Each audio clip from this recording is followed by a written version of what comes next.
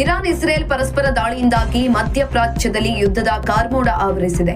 ಇದರಿಂದ ಪ್ರವಾಸಕ್ಕೆ ತೆರಳಿದ್ದ ಕನ್ನಡಿಗರು ಅಲ್ಲೇ ಸಿಲುಕಿಕೊಂಡು ಪರದಾಡುತ್ತಿದ್ದಾರೆ.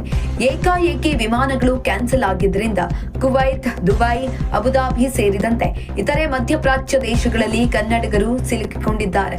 ಇವರ ರಕ್ಷಣೆಗೆ ರಾಜ್ಯ ಸರ್ಕಾರವು ಸಹ ಇನ್ನಿಲ್ಲದ ಕಸರತ್ತನ್ನ ನಡೆಸಿದೆ.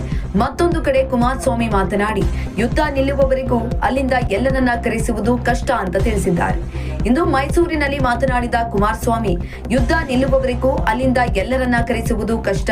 ವಿಮಾನ ಹಾರಾಟ ಆರಂಭವಾದ್ರೆ ಸುರಕ್ಷಿತವಾಗಿ ಬರ್ತಾರೆ. ವಿಮಾನ ಹಾರಾಟ ಬಂದ್ ಆಗಿರುವ ಕಾರಣ ಸಮಸ್ಯೆಯಾಗಿದೆ. ದುಬೈನಲ್ಲಿ ಕೆಲಸ ಮಾಡ್ತಿರುವ ಕನ್ನಡಿಗರು ಸಹಾಯಕ್ಕೆ ಬಂದಿದ್ದಾರೆ. ನನ್ನ ಜೊತೆಯೂ ಬಹಳಷ್ಟು ಜನ ಸಂಪರ್ಕದಲ್ಲಿದ್ದಾರೆ. ಕೇಂದ್ರ ಸರ್ಕಾರ ಕೂಡ ಭಾರತೀಯರ ಸುರಕ್ಷತೆಗೆ ಒತ್ತನ್ನ ಕೊಟ್ಟಿದೆ.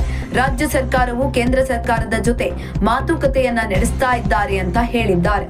ದುಬೈನಲ್ಲಿ ಹೆಚ್ಚಿನ ಕನ್ನಡಿಗರು ಕೆಲಸದಲ್ಲಿದ್ದಾರೆ.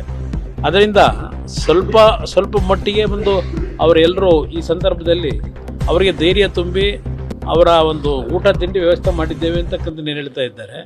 ಇದು ಎಲ್ಲದಕ್ಕೂ ಈಗಿನ ಪರಿಸ್ಥಿತಿನಲ್ಲಿ ಯುದ್ಧ ನಿಲ್ತಕ್ಕಂಥ ಒಂದು ಘೋಷಣೆ ಆದರೆ ಆಗ ಇವರೆಲ್ಲ ತಕ್ಷಣ ಬರಲಿಕ್ಕೆ ಅವಕಾಶ ಇದೆ.